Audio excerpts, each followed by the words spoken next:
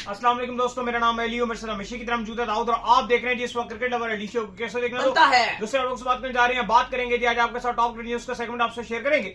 Number 1 पे आप लोग से बात करने जा रहे हैं, जो हमारे पास अपडेट आ रही है वो अपडेट आ रही है पाकिस्तान और ऑस्ट्रेलिया की सीरीज के हवाले से। जो अपडेट आ रही है कि पाकिस्तान और ऑस्ट्रेलिया की जो सीरीज है उसका शेड्यूल जो है वो एक और नया सामने आ रहा है, जिसमें 2 बार ऑस्ट्रेलिया जो है पाकिस्तान टूर करने जा रही है।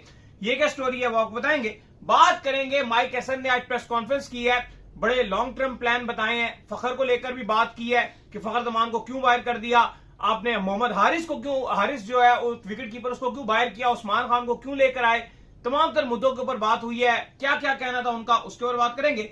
बात करेंगे पाकिस्तान और साउथ अफ्रीका के दरमियान जो T20 की प्रैक्टिस है वो जारी है। टिकट सोल्ड आउट हो गए और हर तरफ से हमें भी फोने आ रही है कि भाई टिकट चाहिए टिकट चाहिए। लग रहा है बाबर आजम की पावर है कि भाई टिकट गए सारे। जरा इस पर बात करेंगे। बात करेंगे PSL की जो वैल्यूएशन है वो कंप्लीट हो चुकी है। तमाम तर जो अहल फ्रेंचाइजेस हैं अब उनको जो है बता दिया जाएगा, लेकिन एक फ्रेंचाइज का रोला लग रहा है मुल्तान सुल्तान का, क्योंकि एलिजिबल का वर्ड बार बार यूज किया गया। ये क्या स्टोरी है वो आपको बताएंगे। और बात करेंगे न्यू स्टेडियम के हवाले से कुछ अपडेट आ रही है इस्लामाबाद को लेकर, क्या कहानी है वो भी आपको बताएंगे। तो अगर आप हमारे चैनल पर पहली बार आए चैनल को सब्सक्राइब करें, साथ ही बेल आइकन भूलिएगा। तो बात का आगाज करते हैं नंबर 1 खबर के साथ जो हमारे पास आ रही है। तो सबसे नंबर 1 खबर आ रही है वो ये आ रही है कि पाकिस्तान का ऑस्ट्रेलिया के साथ अब 2 बार जो है होने जा रही है मैचेस। ऑस्ट्रेलिया टूर करेगी पाकिस्तान का। एक बार ऑस्ट्रेलिया आ रही है जनवरी में, जहां पर उन्होंने आकर पाकिस्तान के साथ 3 T20 इंटरनेशनल खेलने हैं, और उसके बाद वर्ल्ड कप के बाद मार्च में एक बार फिर ऑस्ट्रेलिया ट्रैवल करेगी पाकिस्तान, जहां पर 3 ODIs की सीरीज खेली जाएगी। दाऊद साहब क्या स्टोरी है ये? देखिए, खबर अब ये आ रही है कि जो ऑस्ट्रेलिया ने पाकिस्तान का दौरा करना था, जिसमें 3 T20 और 3 ODIs थे, जिसका आपको पता है कि कुछ महीने पहले जो क्रिकेट ऑस्ट्रेलिया के CEO हैं टॉड ग्रीनबर्ग, उन्होंने कंफर्मेशन दिया था। उन्होंने कहा था कि पाकिस्तान क्रिकेट बोर्ड और ऑस्ट्रेलियन क्रिकेट बोर्ड की जो ताल्लुकात हैं वो बड़े अच्छे हैं और हम चाहते हैं कि लॉन्ग टर्म अच्छे ताल्लुकात हों। हम ये भी चाहते हैं कि पाकिस्तान ऑस्ट्रेलिया आए, ऑस्ट्रेलिया पाकिस्तान आए।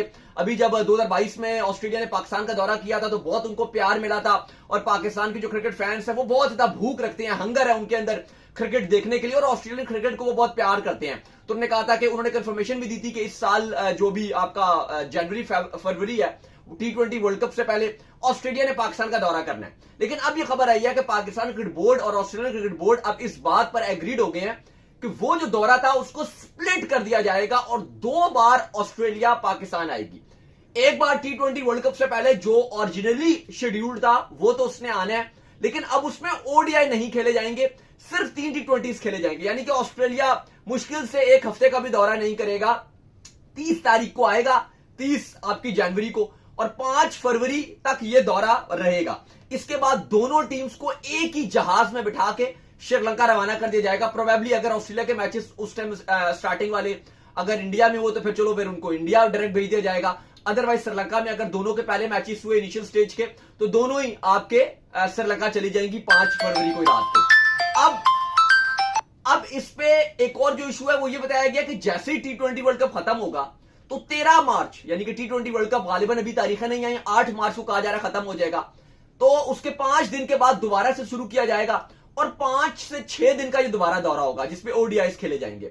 मेरे ख्याल से अगर आपको दोबारा ऑस्ट्रेलिया को बुलाना है तो फिर ऑस्ट्रेलिया को तादाद थोड़ी सी बढ़ा दीजिए, फिर 3 T20 और रख लीजिए, क्योंकि ये मुझे थोड़ी इतनी चीज समझ नहीं आ रही कि आप 5-5, 6-6 दिन का सिर्फ ऑस्ट्रेलिया को दौरा करवा रहे हो। और एक और बात है कि जब वर्ल्ड कप खत्म होता है कोई भी, उसके बाद जो सीरीज होती है ना उसकी इतनी हाइप नहीं होती, क्योंकि जब आप इतनी हाई वोल्टेज सीरीज खेल लेते हो, मतलब एक टूर्नामेंट खेल लेते हो वर्ल्ड कप जैसा, उसके बाद ऑस्ट्रेलिया से भी अगर आप खेलते हो वो एक फीका फीका सा नजर आता है। तो आई थिंक पाकिस्तान ऑलरेडी इतना फारिग बैठा हुआ है, अभी कोई आपकी इतनी सीरीज नहीं है। दिसंबर आपका फारिग है, जनवरी में भी आपका ऑलमोस्ट फारिग है। अभी आपने श्रीलंका का एक दौरा करना है, वो भी फाइनलाइज नहीं है, वो भी आप बातचीत कर रहे हो, तो आप ऑलरेडी वेले हो।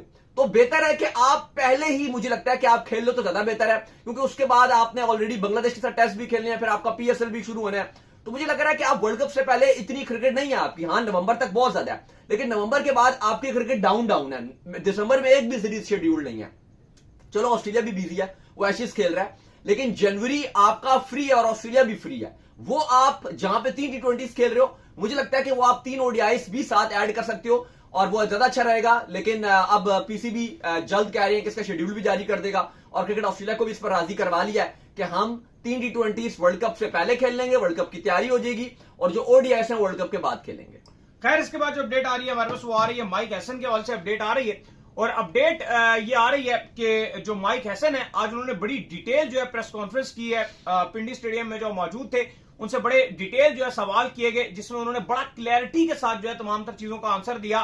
फखर जमान के हल से भी उनसे पूछा गया कि भाई उनकी तो बड़ी फॉर्म लगी हुई थी, उनको क्यों आपने ड्रॉप कर दिया, जिसके ऊपर उनका कहना था कि उनको ड्रॉप नहीं किया गया, ओडीआई में वो शामिल है, उनको एक मौका दिया गया कि जाइए फर्स्ट क्लास खेलिए ताकि ओडीआई में वो बेहतर जो है परफॉर्म कर सके। ये उन्होंने कहा। वैसे थोड़ा सा मुझे समझ उनका ये आंसर नहीं आया, लेकिन उस्मान खान के ऊपर उन्होंने कहा जिस तरह से कि उनको हमने इसलिए चांस दे दी है क्योंकि वो स्पिन के अगेंस्ट बड़े तगड़े प्लेयर हैं और ये वर्ल्ड कप जो है वो हमारा श्रीलंका में खेला जाना है और हारिस लगातार जो है स्पिन के अगेंस्ट फेल हुए थे, इसलिए हमने उस्मान खान को चांस दिया। क्या स्टोरी है जी? देखिए, आज प्रेस कॉन्फ्रेंस तो उनकी टोटल 6 मिनट की थी, लेकिन उसके अंदर बहुत, क्योंकि हमें पता था, कल भी हम ये बात कर रहे थे, कल हम क्योंकि इस्लामाबाद नेशनल प्रेस क्लब गए हुए थे, एक हमारी बड़ी इंपॉर्टेंट मीटिंग थी सारे कराची से भी, और आपको पता है सारे सहाफी वगैरह बड़े आए हुए हैं क्योंकि पिंडी में मैचेस चल रहे हैं, सारे यहाँ मौजूद थे। तो एक बड़ा अच्छा एक नेशनल प्रेस क्लब में हमारी एक मीटिंग थी, तो वो हम अटेंड भी कर रहे थे।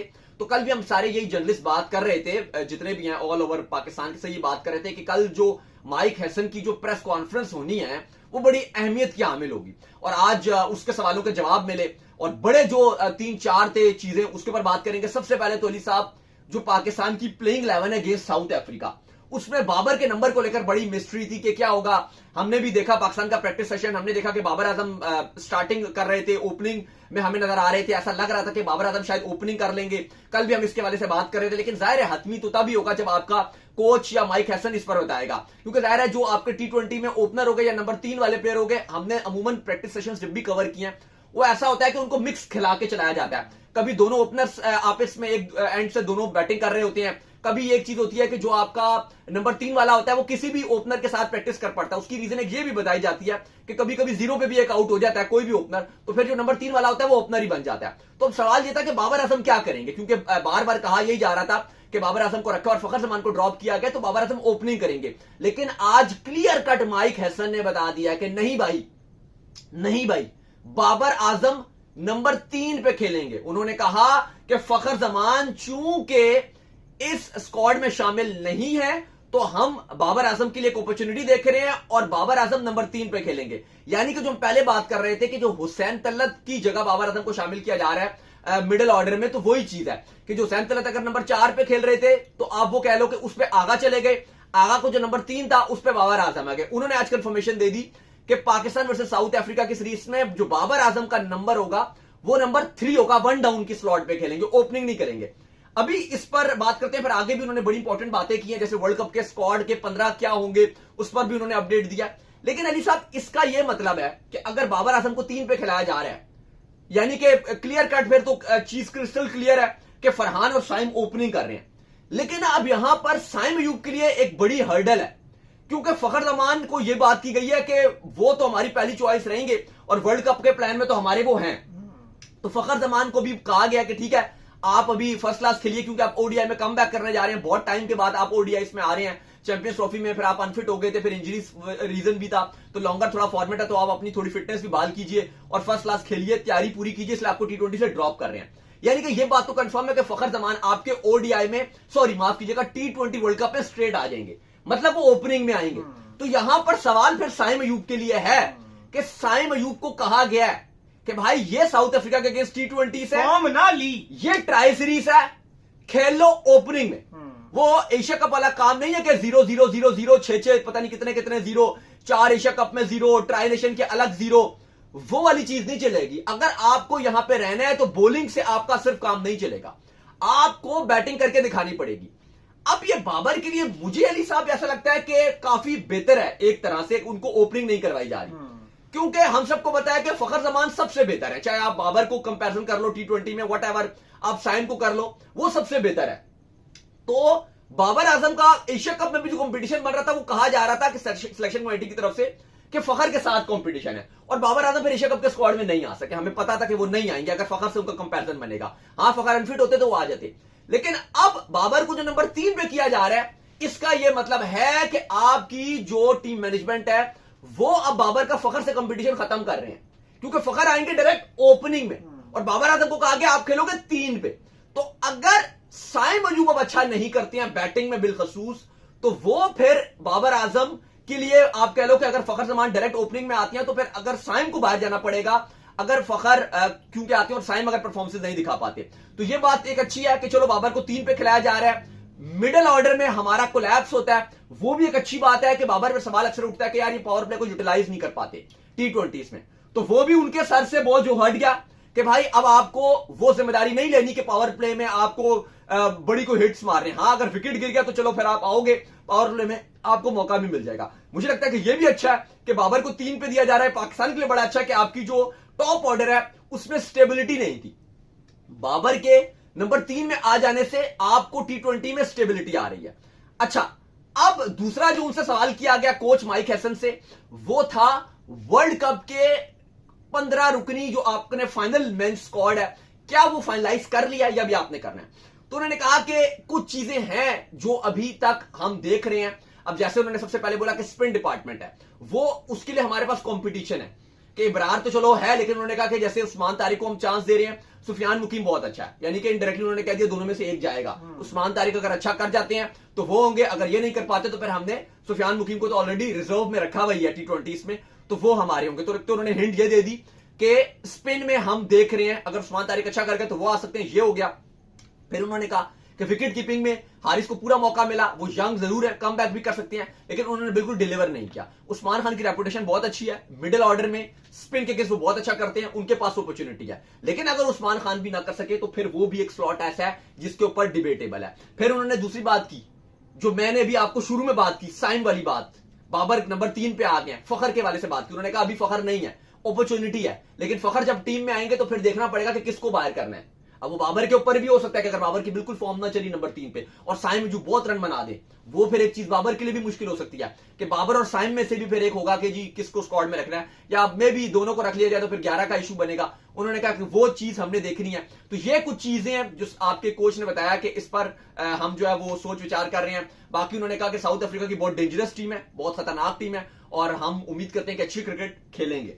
खैर, इसके बाद जो अपडेट आ रही है वो आ रही है PSL की वैल्यूएशन के ऊपर। वो आज चले प्रैक्टिस के ऊपर बात कर लेते हैं। खैर, पाकिस्तान और साउथ अफ्रीका के हवाले से भी अपडेट है कि प्रैक्टिस सेशन जो है वो आज हुआ, उन दोनों के दरमियान जो है प्रैक्टिस सेशन यहाँ पर पिंडी स्टेडियम में जो हो रहा है, बड़ा बेहतरीन किस्म का प्रैक्टिस सेशन है। पहले जो है प्रेस कॉन्फ्रेंस रखी गई थी और प्रेस कॉन्फ्रेंस के बाद जो है वो आज दोनों टीमों ने जो है पिंडी में प्रैक्टिस करनी थी, तो प्रैक्टिस जारी है। दाऊद साहब, देखिए आज पहली बार ऐसा हुआ है कि पाकिस्तान और साउथ अफ्रीका दोनों टीमों की एक साथ प्रैक्टिस रखी गई है।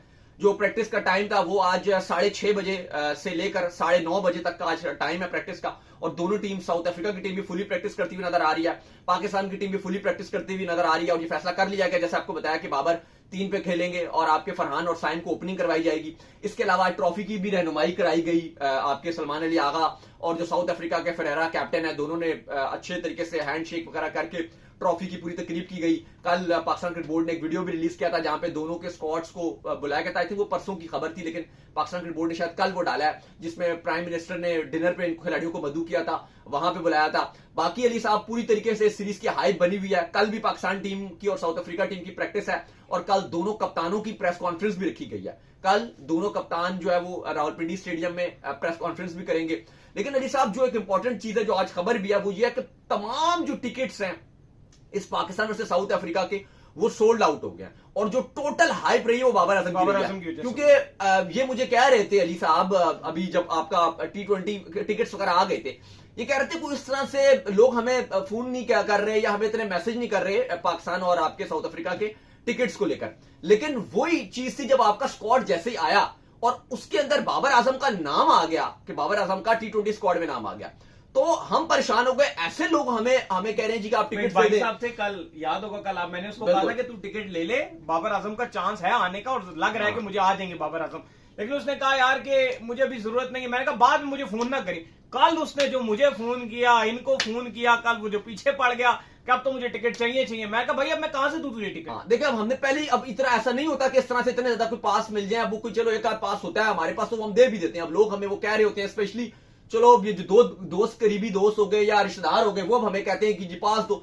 अब हम उन्हें पहले बता देते हैं कि यार ये आए हुए आप टिकट्स दे लो। कुछ तो इतने करीबी हो जाते हैं कि हमें उन्हें फिर खरीद के देने पड़ जाते हैं। लेकिन बात यह है कि भी कहां से बात है कि वेबसाइट अब तो खत्म हो गए, और चलो जो पास होते हैं वो तो फिर हमसे पहले ही लोग छीन ही लेते क्या हैं। लेकिन अली साहब, अब बात यह है कि पहला जो T20 है पाकिस्तान साउथ अफ्रीका का, उसके ऑल टिकट सोल्ड आउट हो चुके हैं, और वो कल ही सोल्ड आउट हो गए थे। और जैसे ही बाबर आजम का नाम आया एकदम से ऐसा लगा कि फैंस ने सेकंड्स में टिकट्स को ये खरीदने शुरू हो गए। और अब इवन मेरे पास तो ऐसे भी मैसेजेस आ रहे हैं, लोग कह रहे हैं अगर भाई तुम अगर टिकट नहीं दे सकते तुम हमें ब्लैक में टिकट दे दो। भाई हम थोड़ी ब्लैक किए, हम कहां से टिकट दें, क्या हम कोई ब्लैक करें यार, ये मतलब कैसी बातें हैं। लेकिन बहुत कह रहे हैं कि पिंडी स्टेडियम में ना खड़े होने की भी जगह नहीं होगी, नहीं होगी भाई, इतनी आवाम फुल ऑल सोल्ड है।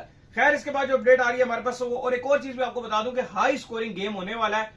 ड्यू है। इन्होंने इवन कहा है कि हम स्पिन विकेट बनाएंगे, जो टेस्ट की पिचेस है उनको इस्तेमाल किया जाएगा, लेकिन ड्यू को कैसे कंट्रोल किया जाएगा, फायदा ही नहीं है, बॉल ग्रिप ही नहीं होगा, रन बनेंगे, बहुत ड्यू आएगा। खैर इसके बाद जो अपडेट आ रही है वो आ रही है पीएसएल की वैल्यूएशन को लेकर। तो पीएसएल की जो वैल्यूएशन है वो कंप्लीट हो चुकी है और जो फ्रेंचाइजीज हैं उनकी नई प्राइस जो है वो सामने आ रही है। सारी फ्रेंचाइजीज की नई प्राइस जो है सामने आ रही है और पॉसिबल तौर पर जो उनके पुराने ऑनर्स हैं वही उनको जो है परचेज कर लेंगे। लेकिन अब मुल्तान सुल्तान का जो मसला है वो साथ एलिजिबल क्राइटेरिया उन्होंने जो है वो लगा दिया है, तो शायद मुल्तान सुल्तान का इस बार रोला हो जाएगा। देखिए आज मीटिंग थी जिसमें EY मीना जो ये ऑडिट कर रही थी, आज उसकी मुलाकात थी जिसमें आपके जो सलमान नसीर हैं, पाकिस्तान क्रिकेट बोर्ड के CEO हैं सुमैर साहब, वो भी मौजूद थे। फिर बाद में जो मोहसिन नकवी थे उन्होंने भी सवालात किए डिफरेंट उस कंपनी से, और एट द एंड ये फाइनलाइज कर लिया गया जो अब जितनी फ्रेंचाइजीज हैं उनको डील दी जाएगी। अब ये पहले ही कहा गया था, कॉन्ट्रैक्ट जब हुआ था 10 साल पहले, मुल्तान का 7 साल पहले हुआ था, बाकी फ्रेंचाइजीज का 10 साल पहले हुआ था, और उसमें ये बता दिया था, उसमें ये क्रिस्टल क्लियर ये चीज थी कि भाई जब हम वैल्यूएशन दोबारा 10 साल बाद करेंगे तो जो पहला राइट होगा वो आप लोगों का होगा। अगर आप लोगों ने कहा कि नहीं भी हम तो नहीं ले रहे, ये तो आपने बहुत ज्यादा रेट बता दिया, हम नहीं ले रहे, फिर वो फ्रेंचाइज मार्केट में आ जाएगी और फिर उसकी रीबिड की जाएगी और वो फिर कोई भी चाहे तो वो ले सकता है। लेकिन जहां पर मुल्तान सुल्तान के साथ जो मामला पाकिस्तान क्रिकेट बोर्ड के काफी संगीन तौर पे खराब हो चुके हैं, जो हमारे ताज़ा इत्तलात हैं वो पाकिस्तान क्रिकेट बोर्ड तो इस टाइम पूरी तरीके से तैयार है कि वो मुल्तान सुल्तान से जिस तरह से उन्होंने कॉन्ट्रैक्ट टर्मिनेट कर दिया, वो तो ऐसा लग रहा है कि वो शायद उनको इस बार जो कॉन्ट्रैक्ट है वो दे भी ना। और अगर कहा यह भी जा रहा है, कुछ सोर्स ये भी बता रहे हैं कि अगर ये जो वैल्यूएशन करवाई गई है इसमें मुल्तान सुल्तान की वैल्यूएशन ज्यादा रखी गई है एज कंपैरिजन जो बाकिया फ्रेंचाइजेस हैं, और वजह शायद यही बताई जाएगी क्योंकि ये लेट आई थी। इवन अब आप देखो, अब तो 10 साल गुजर गए, अब तो आपको खैर बराबरी पे दोनों को रख देना चाहिए था, बाकी फ्रेंचाइजीज को भी और इनको भी, क्योंकि बाकी तो फिर भी प्रॉफिट कमा रहे हैं, मुल्तान तो वैसे भी प्रॉफिट नहीं कमा रही, लेकिन पीसीबी इसको और ज्यादा आगे रखेगा ये भी कहा जा रहा है। अब जो सबसे बड़ा इशू है वो क्योंकि पाकिस्तान क्रिकेट बोर्ड ने भी कुछ इल्जाम लगाए, उन्होंने कहा कि अभी जब हमने इनसे सारा चीजें मांगी तो मुल्तान सुल्तान ने 10 दिन हमें चीजें जो है वो डिले की।